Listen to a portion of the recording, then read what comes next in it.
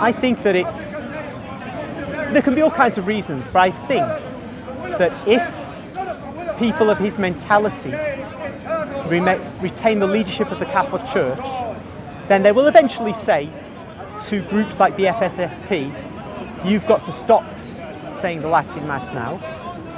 You might be able to say the new Mass in Latin, but you won't be able to say the old Mass anymore. That's how I see it. But to me, it isn't really so important. It isn't the most important issue here. No. This issue of the Latin Mass is a symptom of a deeper problem. Yes. The deeper problem is the entire liberalisation of Catholic teaching. Yes. Since the 1960s, since the close of the Second Vatican Council, stimulated by the Second Vatican Council itself, or, to be generous, interpretations of the Second Vatican Council. Yes. Only if that is addressed, yes, I agree, can we resolve the problem of the Mass. Yeah. But by focusing on the problem of the Mass, we're not going to get to the root of the problem. You see, Bishop Vigano, Archbishop Vigano said, apparently he approached Pope Francis in one of his talks with him, and he says, why have you allowed this? He said, because the Vatican II allows me to allow this, so I can't be wrong. And what Bishop Vigano said afterwards, he said, Pope Francis knows he's wrong about this in his heart, but the instrument which he is bound by, which is Vatican II, allows it. Therefore, we've got to get rid of Vatican II. He said Vatican II is allowing too many ambiguous and misunderstanding teachings in the church. And it's time for either a scrap of the council or a new council. This Senate will not address this. Because I went to a Senate meeting last week before the Sant'Eligio thing. The cardinal there. It was just pure liberal, more liberalization, LGBT priests only, and it's like, you're actually making the church worse. What was this? Senate? So they're doing this 2-year Senate thing. Pope Francis. Oh, the Synod. Oh, Synod. Right. Sorry. Okay. It was horrendous. If you had been there, you would have thrown up. I was sitting there going, I wish Phil was here. He would actually get indigestion. Not that I wish indigestion, but I was sitting there, it was painful. And as they walked out, the cardinal actually looked at me and I just went, and I think he knows what I meant. I just thought, this is awful.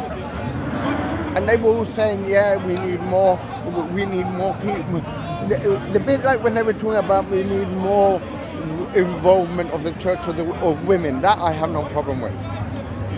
Well, the women I must adore in the world, Mary, she is the church. That doesn't bother me as such.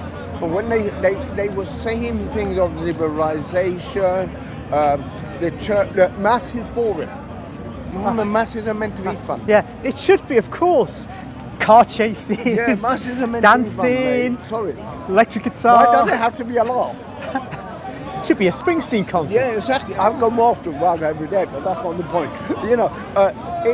They were saying things where you can't help but sit there and go, this is insane. And they weren't, I felt like standing out because anyone was allowed to speak. And I felt like going over there and saying, no, we need to go back to the traditions of Trent. And I thought then they would just hang me. No one would dare say that. And I wanted to stand up and say, scrap Vatican II, because we're going too far here, mate. And this so-called synod or whatever it is, it's just an excuse for further liberalization. And the Pope will say that's what the congregation wants. And they're going to ignore, even though it's a small majority, they're going to ignore the traditionalists. If the traditionalists will turn up there in mass to this synod and said, no, we want to revert back to the traditional movement, they will laugh at them. Now, whilst I'm not a traditionalist, and you know that, I think that is wrong. Because then they will say, you've got to respect the fact that they're LGBT. Whilst I do respect that, they won't respect the traditionalists. They'll say, no, we won't do that. There's a hypocrisy in these movements, which is incredible. And the church is falling for it. It's full of it.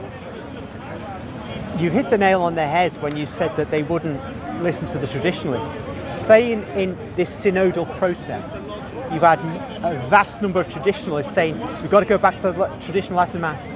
We've got to go back to all kinds of teachings which were given back in the 1950s and which are played down now. We've got to talk about hell, we've got to talk about Satan, we've got to talk about everlasting damnation. They'd be asked to leave. They'd be asked to leave. Or they'd be listened to politely, because this is England after all, and then they'd be ignored. Yeah. And that tells you that this is not about a listening exercise, it's just a structure to assist those who want to liberalise the church further. Yes. So it doesn't matter what people say. Yes. Oh, it's helpful that those who go along and who are known to be the kind of people who will go along to these things are the ones who are like, activists for changes in sexuality teaching and changes in various doctrines and moral theology across the board. Of course it helps. That's the very sort of people who go along to these kinds of things. Yeah. But even if it wasn't those kinds of people, wouldn't matter. The whole process is to assist liberalisation. Yeah. We know where we're going, and we know that because this is God's only church, And remember, I'm a liberal. that therefore it will end up in a disaster, both for the Catholic leaders, probably for many Catholics as well, and also for the wider humanity, because when the Catholic Church goes into this phase, it can't have anything but serious repercussions for the rest of the human race. And remember, I consider myself a liberal. Yeah. But I'm not like, this is too far. We don't need this. People like Bishop Vigano, they are the true reformers of the church. They are. Now, unfortunately, he's only one voice that is willing to speak out. He can't only be the only clergyman that thinks this way. There's rumours that the next man to be Pope is going to be the Cardinal Archbishop of Manila. This man makes Francis look like a Nazi. He is so traditional. He is so liberal. Imagine. Go on, carry on. Just put a jumper on. I mean, imagine how far he would go. You could have screwed as like Pope. There's a danger here. I mean, there's a danger here which is just beyond. It's like we're destroying the church inside. The other day I was out with I told you, he came along, a priest that I've met, I forget the order he's part of, but they're missionary priest. We got talking about Islam. And he just told me about two priests that finished PhDs in Islam in his order. And he said this is all very well and good, and it's good that we should bring the Muslim population to their church. He goes, but it makes no difference to study Islam and study the church. I mean, to study Islam and to study apologetics against Islam when our churches are empty. He goes, we need to get into church. He goes, our mess is inside. I thought, yeah, he's spot on. Yeah. No, he's right.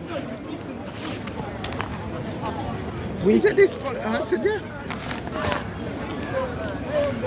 Yeah, we can quite rightly point out the errors in Islam till the cows come home. Yeah. But for us, it's not. I mean, it may be all right for born-again Christians who, they're not doing too well because you hear about American born-again Christianity. They're worried that they're losing their young people.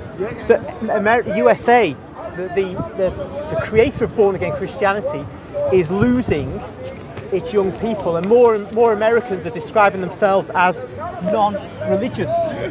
So all that running around with Bibles isn't actually meaning they're healthy. So they too need to focus on themselves. But we're in a worse position because we're not even holding the line, whereas the born-again Christians in certain areas are doing okay. Yeah, thank you very much. Yeah, so I think the priest is right that you referred to, But we have to get our priorities straight. Yeah, and it's all very well and good, the cardinal asking groups like my little charity, the charity I volunteer with, you need to get more younger people. Yeah, that's all very well and good. But you're teaching things which are insane. You're teaching things that people go, but this isn't, we're all over the place. You know, I thought once, I thought we might escape this lunacy because We're back to because we've got the Anglicans in front of us, and their church has collapsed. The only thing that's holding churches in England open are African immigrants. Yeah. Because they go to these Anglican churches. I mean, I'm quite lucky. But the English, I'm quite lucky.